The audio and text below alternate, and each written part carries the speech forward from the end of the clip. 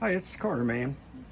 It's Wednesday, August 2nd. I wanna share a story. In fact, two quick stories with you that kind of illustrate where we are today and what we're going to need to do if we're going to not just survive, but prevail against the greatest assault on freedom in the history of this country, because it's one that comes from within. Um, it, right now, this week, we saw the Biden regime take a step that no other president in history would have even thought of, and that's what was yet another indictment against Donald Trump. This time, stripping him of his freedom of speech, and serving a warning to the rest of us that if we can do it to him, a man who was worth almost $1 billion and a former president of the United States, think what we can do to you if you don't shut up about the election and do as you're told. That's the message that they meant to deliver, and that they in fact deliver. But I think they have a problem, and it's embodied in the two quick stories I want to tell you. One goes back thousands of years to the kingdom of Nebuchadnezzar. Some of you are already saying, I know the story. I know the story. This is the story of Shadrach, Meshach, and Abednego. You'll recall that King Nebuchadnezzar ordered them to bow down to him, to kneel to the music that he was playing in his own honor, kind of like Hail to the Chief to the Nebuchadnezzar of our day in the White House now. And Meshach, Shadrach, and Abednego said, we don't do that. We bow only to our God. Incredible courage. Well, Nebuchadnezzar had been grooming them because he thought they were going to be his humble servants, and he was outraged. You remember? He was outraged. Livid.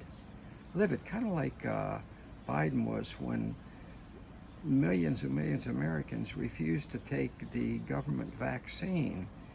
And he said, oh, I was impatient with you people. Well, that's how Nebuchadnezzar felt. He lost patience with Shadrach, Meshach, and Abednego, and he told his servants, you stoke the coals of the furnace up to 7 times what they normally are. And he told those three brave young Israelis, I'm going to throw you in there if you don't bow down. And here's what they told him. O king, we believe that God is going to protect us. Our God is going to protect us. Even if you throw us into the fiery furnace, we believe our God is going to protect us and save us from the Syrian flames.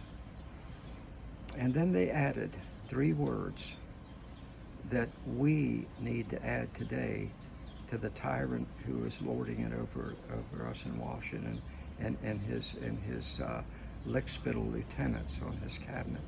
The 3 words that Meshach, Shadrach, and Abednego, told Nebuchadnezzar: we believe that God is going to protect us, save us from the flames, but if not, we will worship him still and not bow down. But if not. Okay? Now let me update the story to just about a couple decades ago, thousands of years after those 3 brave Israelis, to Dunkirk. Those of you familiar with military history, the history of World War II, recall Dunkirk. There were hundreds of thousands of British soldiers who had been on the continent to fight Nazi Germany. They essentially had failed. Let's just lay it on the line. They had failed. They were surrounded at Dunkirk, and it looked like Hitler was moving his troops in to wipe out pretty much the entire British Army. Okay, pretty much the entire British Army. And the commander sent a message to Churchill, through Churchill to the American people, said, we're going to take a stand here. And here's what it's going to take for us to escape Hitler's hordes, okay? Overwhelming numbers of Hitler's army. It's going to take the greatest rescue effort in history. the greatest evacuation in history. He went into how many ships it would take to move all these British soldiers off of Dunkirk and across the English Channel to safety in England, and it was massive. It was massive. And he said, if you do all that, we'll be able to escape the Nazi army. And then he added just 3 words, but if not. That's where he ended his message.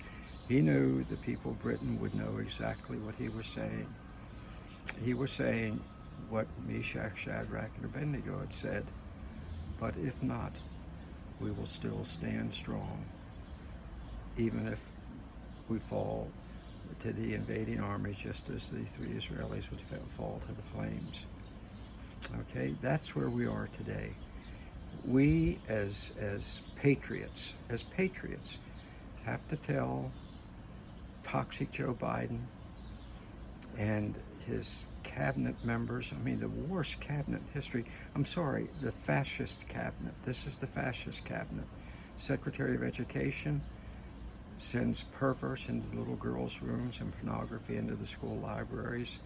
His Secretary of Health, of Homeland Security, we now know, sends the Ministry of Truth out to censor everything we say.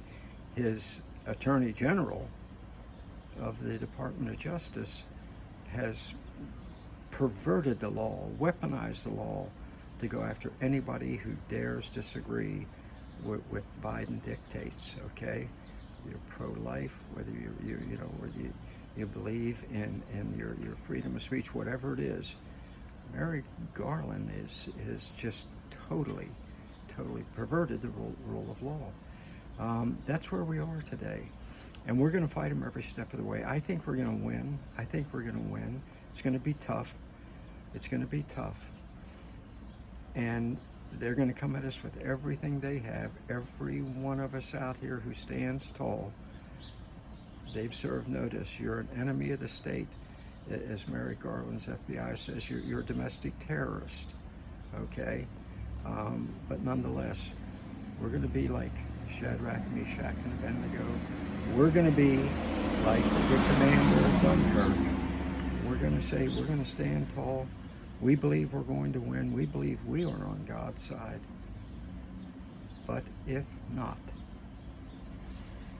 we will still stand. All right? Let's do this thing.